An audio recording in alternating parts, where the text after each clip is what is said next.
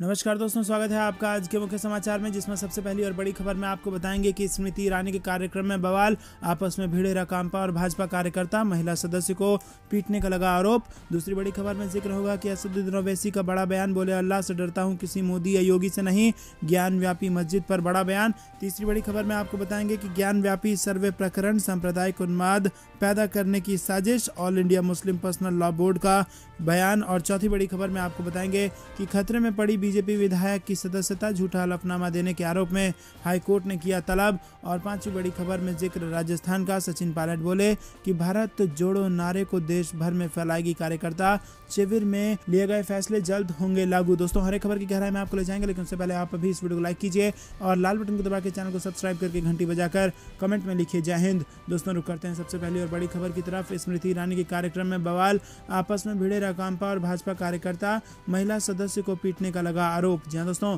केंद्रीय महिला एवं बाल विकास मंत्री स्मृति ईरानी को सोमवार को एक पुस्तक विमोचन कार्यक्रम में भाग वो ले रही थी कि तभी भाजपा और राकांपा के सदस्यों में तीखी बहस हो गई। ईरानी सोमवार शाम शिवाजी नगर के बाल गंधर्व रंग मंदिर में केंद्रीय गृह मंत्री अमित शाह और भाजपा पर एक किताब का विमोचन करने के कार्यक्रम में शामिल हो रही थी। राकांपा के नगर इकाई ने अपनी महिला सदस्यों के नेतृत्व में कार्यक्रम स्थल के बाहर धरना दिया और बढ़ती महंगाई पर ईरानी को ज्ञापन देने की कोशिश की।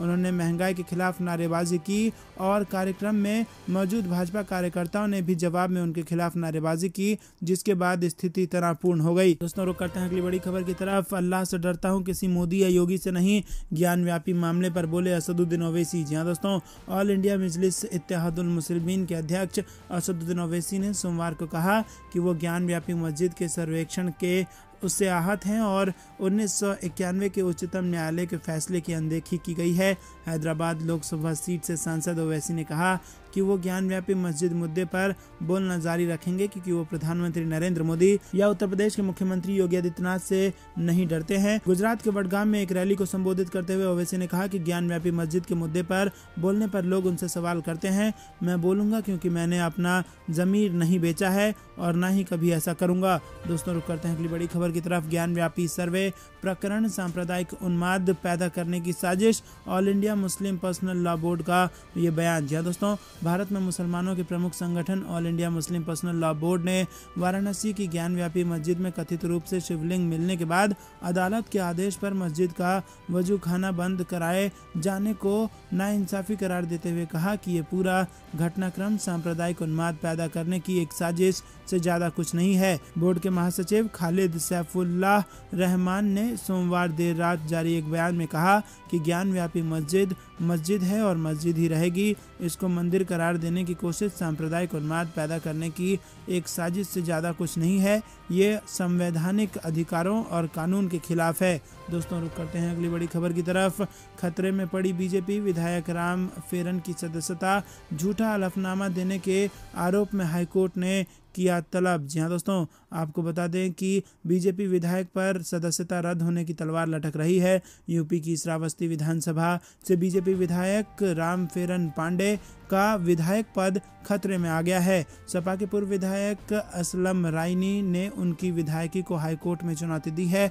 असलम रायनी ने अपनी याचिका में दावा किया है कि बीजेपी विधायक ने नामांकन के दौरान जो हलफनामा दाखिल किया है वो अवैध है। राम फेरन पर चुनाव आयोग को अपने दर्जनों आपराधिक मुकदमों, शैक्षिक योग्यता, इनकम टैक्स, संपत्ति, बैंक लोन, गाड़ी, असलहा और इसको लेकर झूठा हलफनामा दाखिल करने का आरोप लगा है। दोस्तों, रुक करते हैं अगली बड़ी खबर की तरफ। सचिन पायलट का बड़ा बयान, बोले भारत जोड़ो नारे को देश भर में फैलाएंगे कार्यकर्ता, शिविर में लिए गए फैसले जल्द होंगे लागू। जी दोस्तों, राजस्थान के बांसवाड़ा जिले में हुई एक जनसभा को सचिन पायलट ने भी संबोधित किया। उन्होंने कहा कि पुल का शिलान्यास कर सरकार ने कई साल पुरानी मांग पूरी की है। उन्होंने कहा कि यहाँ के लोगों की आस्था और भावना इस मिट्टी से जुड़ी हुई है। बेणेश्वर धाम एक वर्ग, समुदाय या किसी जिले का नहीं, यहाँ प्रदेश के साथ अन्य राज्यों के लाखों लोग भी आते हैं और इस पुल के निर्माण से सैकड़ों श्रद्धालुओं को लाभ मिलेगा। उन्होंने कहा कि 3 दिन हमारी पार्टी ने उदयपुर में चिंतन शिविर किया और इसमें सोनिया गांधी और राहुल गांधी ने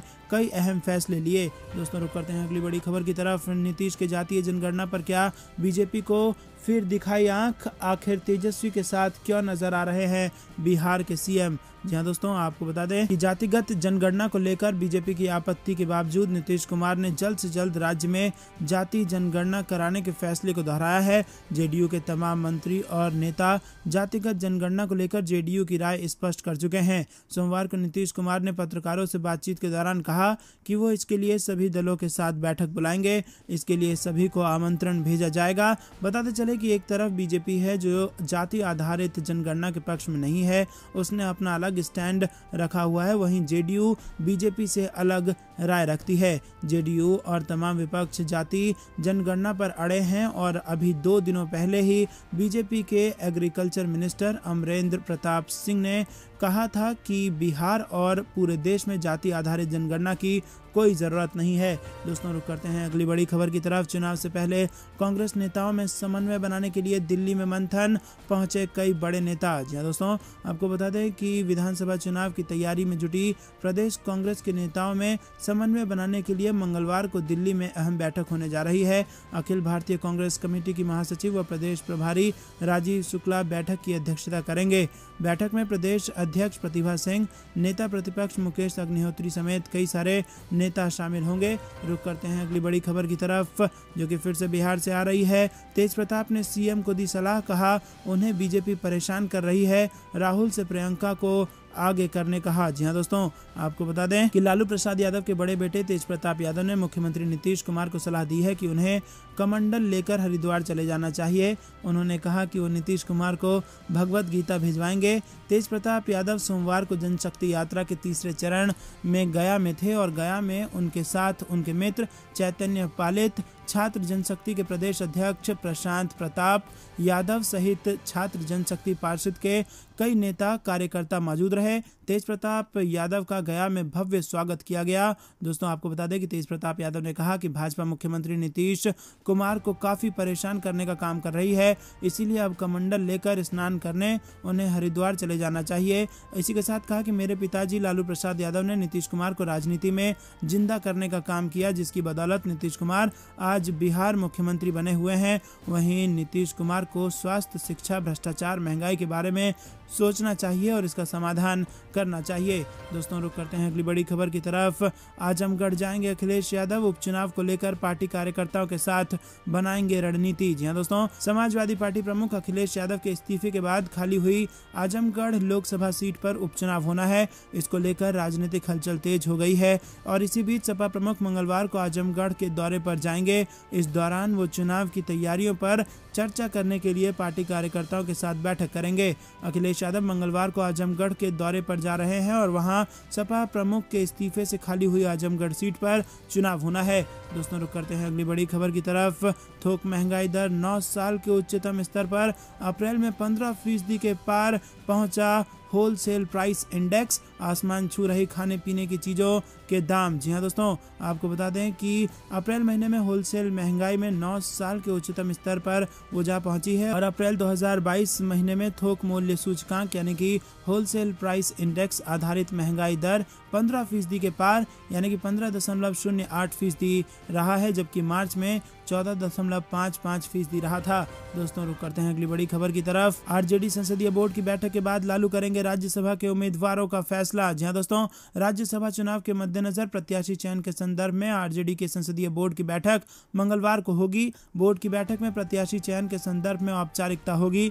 हालांकि आरजेडी प्रत्याशी की घोषणा चुनावी अधिसूचना जारी करने के बाद ही करेगा। वहीं आपको बता दें कि आरजेडी की राष्ट्रीय संसदीय बोर्ड की बैठक पूर्व मुख्यमंत्री राबड़ी देवी की अध्यक्षता में संभव है। आरजेडी के राष्ट्रीय अध्यक्ष लालू प्रसाद यादव के नहीं आने से ऐसा किया जाएगा। दोस्तों रुक करते हैं एआईएमआईएम प्रमुख असदुद्दीन ओवैसी का बड़ा बयान, ज्ञानव्यापी मस्जिद थी और कयामत तक मस्जिद ही रहेगी। जी हाँ दोस्तों, ज्ञानव्यापी विवाद को लेकर एआईएमआईएम प्रमुख असदुद्दीन ओवैसी ने एक बड़ा बयान दे दिया है। उन्होंने कहा कि ज्ञानव्यापी मस्जिद थी, कयामत तक रहेगी। इससे पहले उन्होंने कहा था कि बाबरी की तरह ज्ञानव्यापी को नहीं जाने देंगे। ओवैसी के इस बयान के बाद इस मसले पर राजनीति और ज़्यादा गर्मा सकती है। एआईएमआईएम प्रमुख असदुद्दीन ओवैसी ने अपने ट्विटर अकाउंट से लिखा है कि ये बाबरी मस्जिद में दिसंबर 1949 की पाठ्य पुस्तक की पुनरावृत्ति है। यह आदेश ही मस्जिद के धार्मिक स्वरूप को बदल देता है। ये 1991 के एक्ट का उल्लंघन है। ये मेरी आशंका थी और ये सच हो गई। ज्ञानव्यापी मस्जिद फैसले के दिन तक मस्जिद थी और रहेगी इंशाअल्लाह। और इस संदेश के साथ उन्होंने एक ट्वीट भी शेयर किया है और उसमें लिखा है कि वाराणसी कोर्ट ने ज्ञानव्यापी मस्जिद में जहां सर्वेक्षण में शिवलिंग पाया है उस स्थान को तुरंत सील करने का आदेश दिया है। सील की गई जगह में किसी भी व्यक्ति के प्रवेश पर रोक लगा दी गई है। दोस्तों रुक करते हैं अगली बड़ी खबर की तरफ। भाजपा दंगों से उठाती है फायदा, बोले अशोक गहलोत। हिंदुत्व का उनका एजेंडा है। अमित शाह को भी अशोक गहलोत ने घेरा। जी हाँ दोस्तों, राजस्थान के मुख्यमंत्री अशोक गहलोत ने आरोप लगाया है कि भारतीय जनता पार्टी दंगों का फायदा उठाती है। सीएम ने कहा कि विभिन्न राज्यों में हाल में हुए दंगों के आरोपी बीजेपी आरएसएस के हैं और सीएम गहलोत ने आगे कहा कि बीजेपी जैसी पार्टी इन दंगों से फायदा उठाती है और इसकी शुरुआत करती है। क्या कांग्रेस को इन दंगों से फायदा होता है? वो लोग सिर्फ हमें बदनाम कर रहे हैं। कांग्रेस क्यों दंगे करवाएगी? हिंदुत्व उनका एजेंडा है। वो चुनाव में ध्रुवीकरण की राजनीति करते हैं। वहीं आपको बता दें कि बातचीत करते हुए सीएम गहलोत ने आरोप लगाया कि बीजेपी हिंदुत्व के नाम पर वोट लेती है। सीएम गहलोत ने आगे कहा कि बीजेपी ने यूपी चुनाव में 403 सीटों में से एक पर भी मुस्लिम उम्मीदवार को खड़ा नहीं किया था। दुनिया में देश को लेकर क्या संदेश जा रहा है? आप हिंदुत्व के नाम ध्रुवीकरण कर वोट हासिल करते हैं। कब तक हिंदुओं का वोट आप लेते रहेंगे? महंगाई है, रोजगार नहीं है, इसके अलावा तनाव का माहौल भी है। इसके बाद मुख्यमंत्री ने केंद्रीय गृह मंत्री अमित शाह पर भी निशाना साधा। सीएम ने कहा कि हिंसा के पीछे क्या वजह है, इसकी जांच कराए जाने की उन्होंने मांग की थी, लेकिन उनकी मांग के बावजूद केंद्र सरकार ने हिंसा की जांच के आदेश नहीं दिए। दोस्तों रुक करते हैं अगली बड़ी खबर की तरफ। राहुल गांधी का सरकार पर बड़ा हमला, कहा 2 हिंदुस्तान बनाना चाहती है मोदी सरकार। जी हाँ दोस्तों, कांग्रेस के पूर्व अध्यक्ष और लोकसभा सांसद राहुल गांधी ने सोमवार को राजस्थान में बेणेश्वर धाम पर 132 करोड़ रुपए की लागत से बनने वाले पुल का शिलान्यास किया। इस दौरान उन्होंने बांसवाड़ा में एक जनसभा को भी संबोधित किया, जहां उन्होंने केंद्र सरकार और भारतीय जनता पार्टी पर जमकर निशाना साधा। राहुल गांधी ने कहा कि नरेंद्र मोदी सरकार देश में 2 हिंदुस्तान बनाना चाहती है, एक उद्योगपतियों का और दूसरा गरीबों का, दलितों और पिछड़ों का। हम 2 हिंदुस्तान नहीं चाहते हैं, हम एक हिंदुस्तान चाहते हैं। एक हिंदुस्तान में हर शख्स को अपना सपना पूरा करने का मौका मिलना चाहिए। दोस्तों रुक करते हैं अगली बड़ी खबर की तरफ। कांग्रेस एनसीपी का बढ़ती महंगाई के खिलाफ उग्र आंदोलन। पुणे दौरे पर पहुंची स्मृति ईरानी के खिलाफ लगे नारे। सिलेंडर लेकर होटल के बाहर जुट गई महिलाएं। जहां दोस्तों, महाराष्ट्र के पुणे शहर में कांग्रेस और एनसीपी के कार्यकर्ताओं ने सोमवार को बढ़ती महंगाई के खिलाफ जोरदार आंदोलन किया। केंद्रीय मंत्री स्मृति ईरानी जिस होटल में ठहरी हुई हैं, उस होटल के बाहर बड़ी तादाद में कार्यकर्ता पहुंचे और जोरदार नारेबाजी करने लगे। कार्यकर्ता अपने साथ गैस के सिलेंडर लेकर पहुंचे।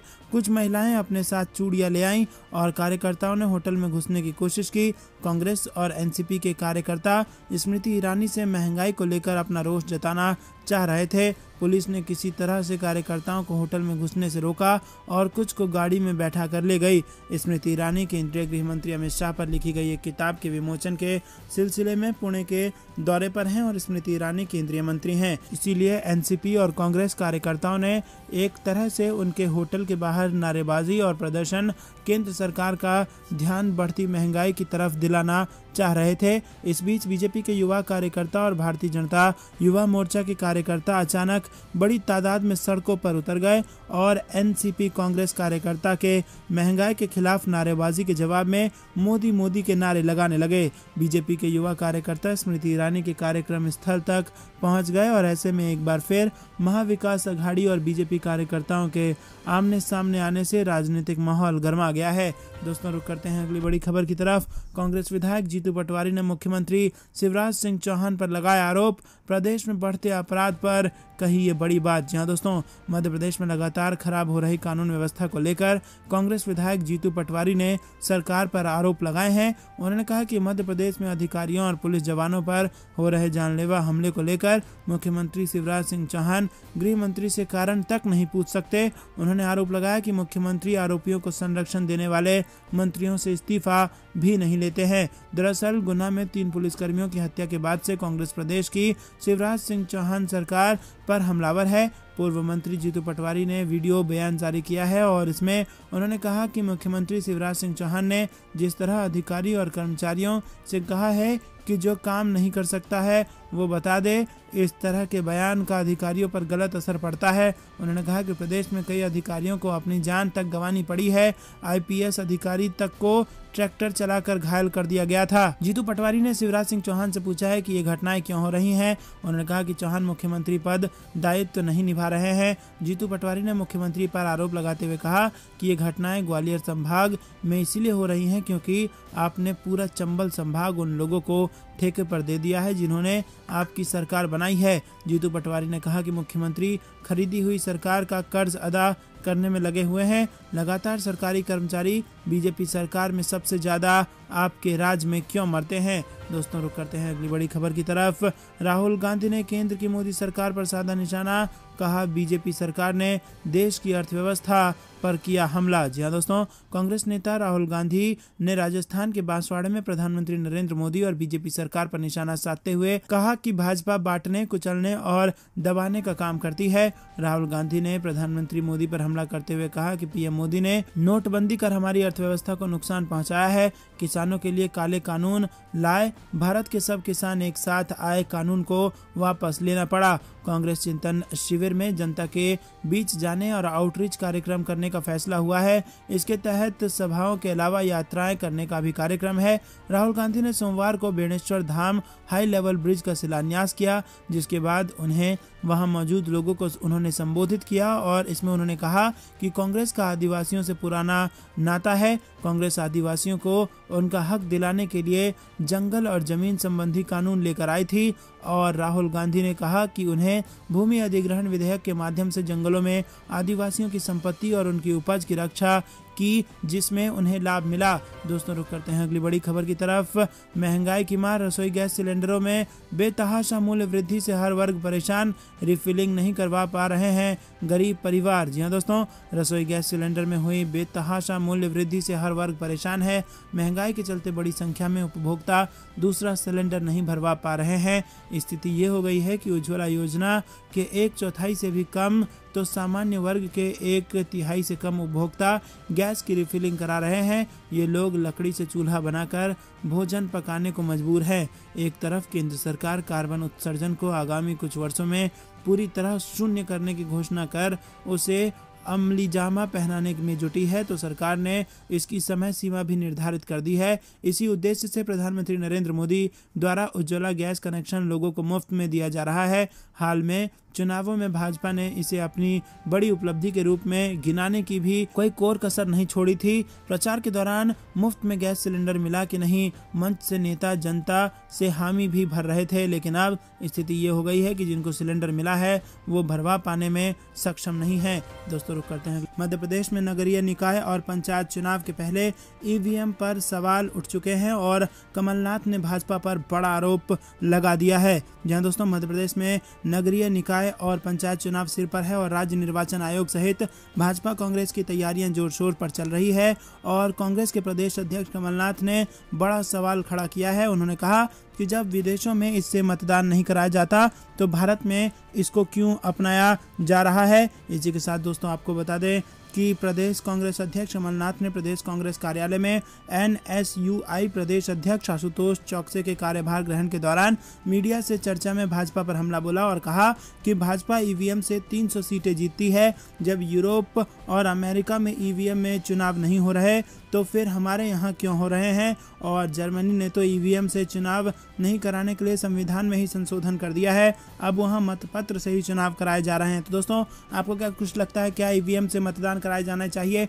हाँ या ना में अपनी राय बताइए। वीडियो को लाइक नहीं किया तो लाइक जरूर कीजिए। रुक करते हैं अगली बड़ी खबर की तरफ। अखिलेश यादव का हमला, कहा बीजेपी सरकार ने एम्बुलेंस चालकों को किया दाने दाने को मोहताज। जी हाँ दोस्तों, आपको बता दें कि उत्तर प्रदेश से बड़ी खबर आ रही है। समाजवादी पार्टी के अध्यक्ष अखिलेश यादव ने उत्तर प्रदेश में संचालित एम्बुलेंस सेवा 108 के चालकों को सरकार के अहंकार और अन्याय का शिकार करार देते हुए रविवार को कहा कि इनमें से तमाम लोगों की नौकरी जाने से उनके ऊपर उनके परिवार दाने दाने को मोहताज हो रहे हैं। उन्होंने आरोप लगाया कि एम्बुलेंस चालकों को सरकार के अहंकार और अन्याय की वजह से अपने जीवन में तकलीफें झेलनी पड़ रही हैं।